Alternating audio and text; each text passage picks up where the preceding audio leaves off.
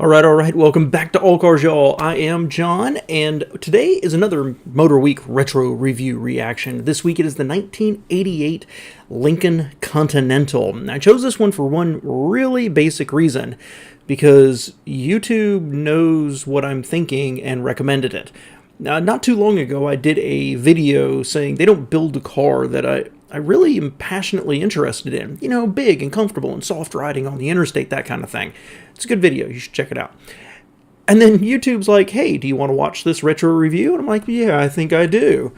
So today, let's dig into it. As always, grab your beverage of choice, sit in that comfy chair, and kick back. Let's take a little trip way back to 1988 in the Lincoln Continental. Motorweek is made possible by Auto Value and Bumper to Bumper and TireRack.com. Now let's think for a moment about the image of the American luxury sedan. You see a car with lots of room and loads of comfort. Unfortunately, you may also see staid styling and perhaps even out-of-date engineering. But that picture is changing. It began when Ford unveiled the 1984 Lincoln Mark 7 Coupe. Its blackwall tires and European styling were new to the U.S. luxury car ranks. But the Mark 7, of course, is just a two-door, and it's really just a part of the effort. On the day after Christmas, Ford will unveil its latest vision of the future for the American luxury sedan. And before they jump onto it, you know what? The more I look at this car right here, the more I like it. I don't really remember loving it in the past, but I did a history of the Lincoln Continental, and gosh, that is just a great looking car. I would love to have something like it, and it is more European, but yeah, I don't really see it as a BMW Mercedes competitor. But man, that's a good looking car, and I think it's worth mentioning a couple of things here to contrast them with the Continental. The first is the size of the grille, the fact that the bumper at the grille has just a little bit of a cut down right there, and then the size of the headlights. I'll circle back to those. This is the 1988 Lincoln Continental, a car so radically different for the American luxury sedan market that it should even make European luxury car owners stand up and take notice. Strong words? Well, you bet. We said the same thing when Ford introduced the Taurus and Mercury Sable almost 3 years ago. And those cars have changed the American family sedan market for keeps. The new Continental, loosely based on the Taurus, should follow suit in its pricier segment. Styling. Let's talk about it. It's okay. I mean, honestly, you know, they're talking about it being based on the Taurus, but really, this looks like a Panther platform. Honestly, it's American, long hood, long body, long trunk. I don't know. You know, it's okay. It looks refined. It looks upscale, but it doesn't look luxury. Like when you think of the Jaguar and BMW and Mercedes, there's something about this car that looks a little narrow and a little long and not tall. I think most of the European manufacturers, if they make a car really long, they make it look really wide. Now, think of the BMW 7 Series, for example. And for a long time, if they had something that was smaller, it was kind of truncated up on the back, and the dimensions are neat and tidy and, you know, almost a little bull-nosed. And this just looks, honestly, it could be a fancied up Crown Victoria. It's not, but it doesn't scream top-tier luxury. You know what I mean? It just looks nice. I don't hate it. I don't dislike it. I just feel like it's a little bit of a missed opportunity. And I did want to talk about the front of it, and that is that I think the Mark series got the nose more right than this. I think part of my hesitation about this car is the front is very vertical. Now, they did do a little cut there in the bumper, but it doesn't have presence at the front end that I think the Mark Series just did better.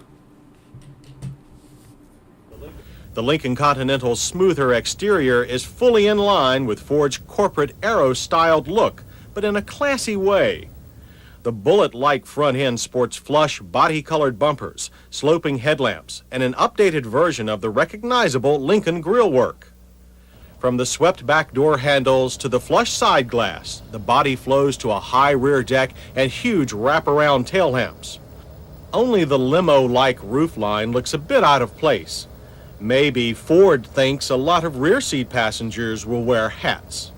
But the overall effect is quite striking. Under the hood, the Continental's ties to the Taurus continue. A front drive, port-injected V6 is standard. Access to normal maintenance items is very good. However, displacement is up from 3 to 3.8 liters. Horsepower is still at 140, but torque is up 34% to 215. That's needed to pull the Continental's 3,600 pounds, no doubt. An engine balance shaft makes for smooth running, but strength is limited. Acceleration from 0 to 60 is 12.2 seconds, and quarter-mile times come in at 18 seconds, but at only 70 miles per hour. While low-end power is fine, the engine runs out of steam quickly. Acceleration only meets average expectations for large sedans. I don't want to be too harsh. This was 1988, but overall that sounds a little slow. But it doesn't bother me. This is not a sports sedan. This is not a BMW competitor. This is American luxury, right? And let's say an engine tuned for low-end torque for driving around, your city or cruising on the highway. Just not a concern, honestly. It feels a little slow. It sounds a little slow, but I don't think it matters one bit for this car. As long as it accelerates with enough oomph, this is more of a cruiser. Too bad Ford couldn't conjure up a small V8 for the new Connie. A 4-speed automatic transaxle is the only one available, and its shifts go almost unnoticed. But the Continental is an impressive performer in some other ways. Handling sets new heights for American four-door luxury cars. Nosedive into corners is well controlled, and the rear end tracks tight corners well. There is a lot of body roll, but that you will find even in a 7 Series BMW. The credit goes mostly to its unique all-independent suspension. Variable rate air springs mounted at the top of gas-filled struts work with computer controls. They provide near instant changes in ride firmness. On rough pavement, the Continental absorbs bumps quickly without harshness or bounce. It has the most responsive variable suspension yet on the market. Handling credit all. Nice, high praise. Don't love air suspension. Always seem to be troublesome, but very neat and tidy through the slalom there.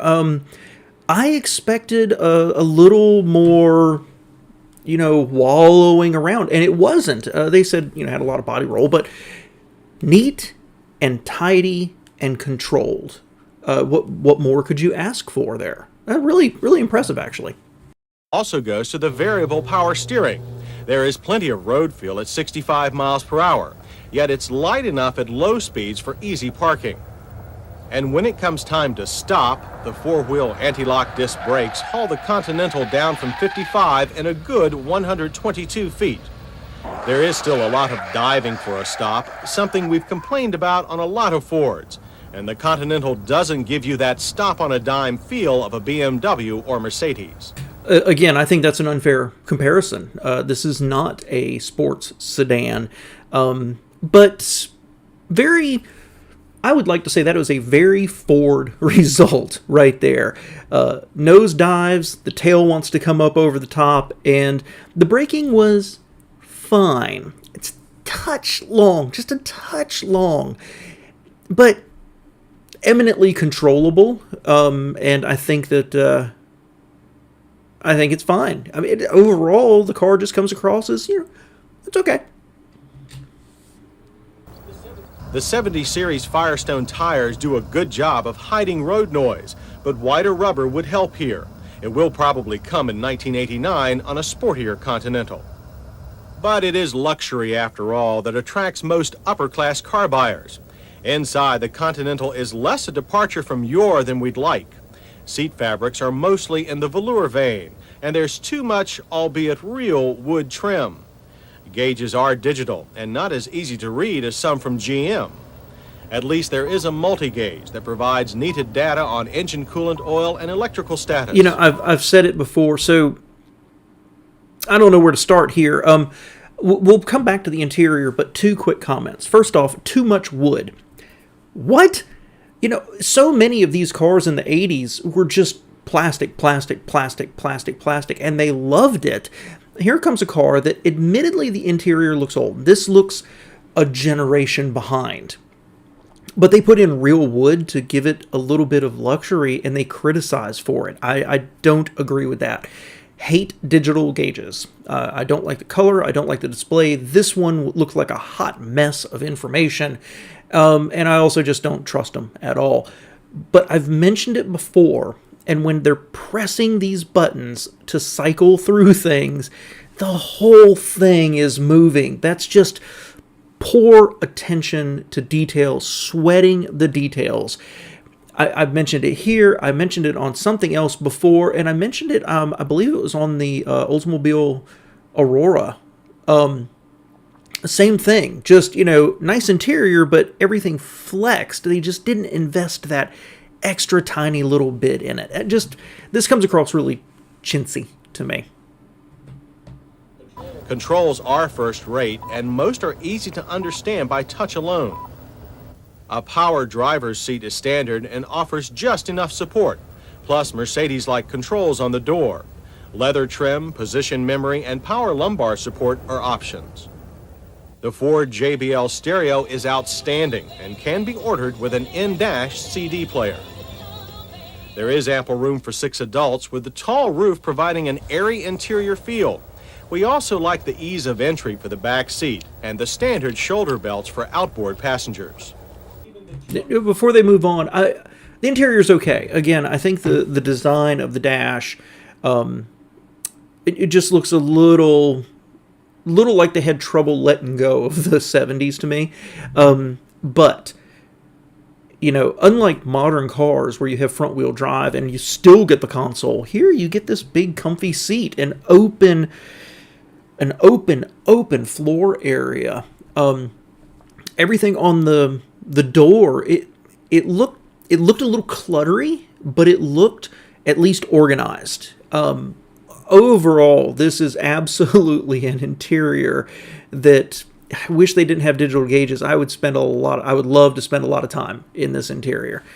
The trunk is well designed, with a bumper height opening and long flat floor. But with an estimated base price of over $25,000, how does the 1988 Continental compare with European and Japanese competitors? The Mercedes-Benz 300E has less usable interior room, costs over $15,000 more, but is faster and has far more prestige. The Acura Legend sedan costs less than the Lincoln and has better handling. However, it also has much less interior luxury, and anti-lock brakes are an option. In matters of safety, the Lincoln Continental scores high, lacking only front passive restraints for a perfect score. It also hit us right with progressive styling, lots of interior room, and innovative steering and suspension systems. It misses our marks with marginal engine power, gimmicky gauges, and old-fashioned seat fabrics. But that shouldn't stop it from doing well in its market niche. Did we say niche? Yes. You see, tuning American luxury car taste to a new frequency will not be easy. Traditional Luxo buyers want big cars with refrigerator styling. What Ford is doing with the Continental is looking at the new generation of luxury car owners, the ones who, given a choice, would probably buy those European and Japanese competitors. But Ford thinks that the Continental's blend of international styling, state-of-the-art engineering, responsive handling, and careful tuning will win over 100,000 or so of them next year. And so do we. Interesting. I'd be curious to look up and see if they hit those numbers or not. I might do that before I upload this video. Overall, while they were relatively positive about it, was there a single thing in there that got you excited about this car? It's an interesting vehicle because I don't think it's unattractive. I think it's neat and tidy, but I don't think it was a standout or looked terribly prestigious for what is supposed to be Ford's luxury line, right? And it's interesting that they picked Mercedes and Acura, but they didn't mention Cadillac as a competitor. I wish they'd done that comparison. That would have been very, very interesting. And I'm looking at this, and there's no doubt if we rolled back the clock and when this came out, if I was of an age to have a salary where I could afford a $25,000 car, no, I wouldn't get this. I'd probably get, the Acura would be a better choice. And if I could afford $15,000 more, I mean, it's 50%, more than 50% more for the Mercedes. I'd much rather have the Mercedes. However, if I was the age I am now, I think the Lincoln might be at the top of my list. And the reason's really simple. The Mercedes is $15,000 more, and that's not a minor amount. And yeah, okay, it's more prestigious, but it's $15,000, right? The Acura, I respect it, I like it, but at this moment, sitting right here today, when I'm recording this, I think I would want the softer option. I absolutely believe the Acura would be more reliable and hold up better. Absolutely, no doubt in my mind. But if I wanted to have something to drive to the grocery store, take road trips in, go to the country club, absolutely I'd pick the Lincoln. So as I've gotten older, this strikes me a little more, right? And I think that's the struggle that American luxury manufacturers had all this time, is an older clientele who, the younger people, the yuppies, high income earners, were going more towards the Europeans. And this wasn't going to steal them away. But you know what? If you're a 50-something-year-old man, this appeals to you. Let me know what you think below, guys. Appreciate you being here.